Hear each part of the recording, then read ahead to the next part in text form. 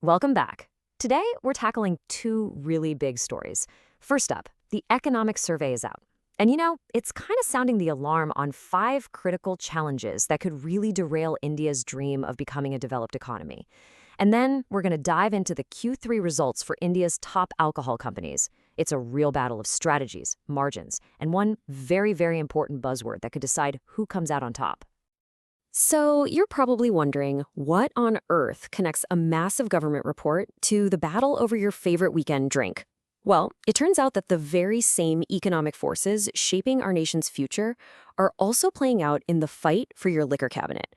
You see, both stories are about navigating uncertainty, about climbing up the value chain, and about making some really strategic bets on the future. Let's get into it.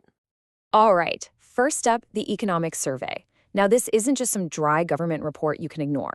Think of it more like a crucial health checkup for the entire Indian economy. And this time, it's flashing some pretty serious warning signs. Let's look at the five major hurdles we need to clear on the path to growth. So here they are. First, a super volatile global trade environment that's making it tougher than ever to sell our stuff abroad. Then you've got these messy state-level finances that are honestly threatening to drag the whole economy down. Third, a manufacturing sector that feels like it's stuck in low gear and just isn't creating enough jobs. Fourth, a shortage of affordable capital that's starving our businesses of the fuel they need to grow. And finally, this massive gap between the huge number of young people we have and the skills they actually need to compete. Let's break these down one by one. Okay, first, global uncertainty. The old rules of global trade, they've basically been thrown out the window. Since just last April, trade policy uncertainty has skyrocketed 12-fold. That's a staggering number. Countries are now treating trade as an extension of their national security, which means, for us, our access to export markets could be cut off at a moment's notice. And that is a huge, huge challenge for a country like India. So, how do we survive in this new, much more uncertain world? Well, the survey suggests something it calls strategic indispensability. The goal here isn't to try and make everything ourselves. Instead, it's about becoming so good, so essential in a few key areas, think critical minerals or advanced manufacturing, that the world simply can't function without us. We need to become a link in the global supply chain that is absolutely essential, a country that everyone wants to trade with, no matter what's happening. Now, back home, there's a major red flag in how our states are managing their money. While the central government is actually borrowing less, state deficits have just ballooned to 3.2% of GDP. And the real problem here is what they're spending it on. A lot of this borrowed money isn't going into long-term assets like roads or power plants, things that create jobs and boost growth. Instead, it's being spent on populist freebies that frankly do very little for the long-term health of the economy. Next up is our manufacturing lag. Despite being one of the world's largest economies, we are stuck at 44th on the Economic Complexity Index, which is just a fancy way of measuring how diverse and sophisticated a country's exports are. And we command a tiny 1.8% share of global merchandise exports. We just aren't as plugged into global production networks as our competitors are. And to really get why, we need to look at what other countries are doing differently. And here's where it gets really fascinating. In India, only about 17% of the value in our exports actually comes from foreign components. But then you look at a country like Vietnam. Nearly half the value of their exports comes from abroad. They've totally mastered the art of importing world-class parts, assembling them into high-quality finished goods, and then shipping them out. This is a huge advantage because it lets them tap into the best tech from all over the world and make things that are way more competitive. It's a strategy we really need to learn from, and fast. Challenge number 4 is what they call the capital crunch. You see, our domestic corporate bond market is surprisingly shallow. What this means is, if you're a mid-sized company in India, the kind of company that creates the most jobs, it's incredibly difficult to get the money you need to grow. The banks are often overstretched, and you can't just issue bonds because there's no deep market for them. This forces you to rely on foreign investment, which is not only more expensive, but can also just vanish at the first sign of trouble. It's a major drag on our economy. And finally, the skilling crisis. We talk a lot about our demographic dividend, but just look at this chart. A staggering 95% of our youth lack any kind of formal credentialed training. This is a ticking time bomb. We have millions of young people entering the workforce every year, but we're just not giving them the skills they need to compete in the modern economy. And this problem, it's connected to everything else we've talked about. If we can't fix this, we'll never solve our manufacturing lag or the capital crunch. It's the foundation of everything. Okay, so we've seen the big picture, right? The major economic hurdles facing the country. Now, let's zoom in and see how some of these exact same forces are playing out in one specific industry, the alcohol market. It is results season for India's alcohol giants, and this quarter's showdown between Radico Khaitan, United Spirits, and Allied Blenders is just a perfect case study in navigating a really uncertain market.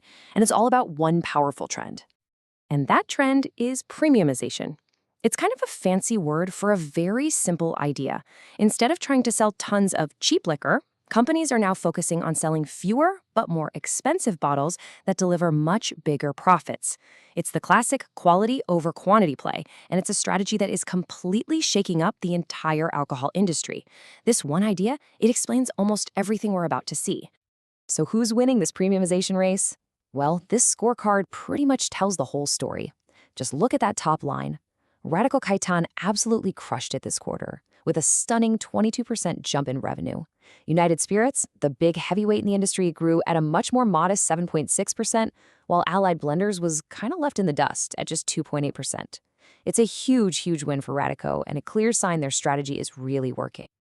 And this chart just makes the story even clearer. Radico's performance this quarter wasn't just good, it was a total blowout.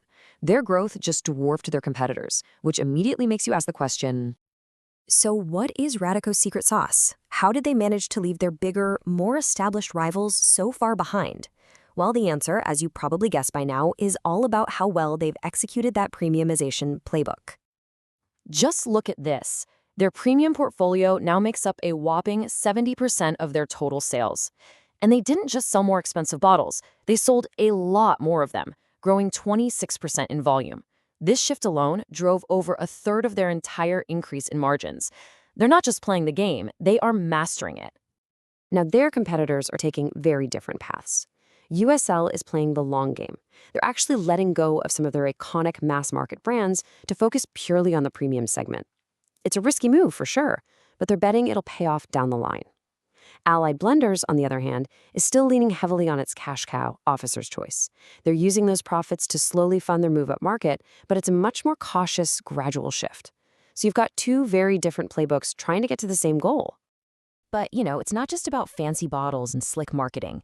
To really understand who's winning and who's losing in these whiskey wars, you have to look at two other critical factors: how they control their supply chain and how they navigate the incredibly tricky waters of state-level regulations. Okay, so this is the race for backward integration, which is just a fancy way of saying companies are trying to own as much of their supply chain as they can. ABD is going all in, building its own bottle plants and distilleries. Radico already has Asia's largest distillery and is now setting up shop in Scotland to make sure they have a steady supply of aged malt. USL is the real outlier here. They're just leveraging their global parent Diageo's massive supply chain to stay asset-light. It's a classic make versus buy decision, and it could have a huge impact on their future profits. And then there's the regulatory trap. Because alcohol is a state subject in India, the rules of the game can change literally overnight. A new policy, a sudden tax hike, a freeze on licenses, it is a constant, unpredictable minefield that can make or break a company's entire quarter. It's a challenge that's pretty unique to the Indian market. And this quarter was a perfect example of just how chaotic this can get. In Maharashtra, the government hiked taxes on cheap liquor, which hurt mass market sales for everyone. In Telangana, a freeze on new retail licenses really messed up sales channels, hitting ABD the hardest. But then you have Andhra Pradesh, which shifted distribution back to private players, creating this sudden, enormous opportunity for anyone who was ready to grab it. And who was best positioned to take advantage of all this chaos? You guessed it, Radico. When the floodgates opened in Andhra Pradesh, they were ready to go. They nearly doubled their market share to 26% in a single quarter. This is a perfect example of how being agile, being able to adapt quickly to a changing rulebook, can translate into massive, massive wins. So what's the bottom line here? It's this: premiumization isn't just a trend anymore. It's the new reality.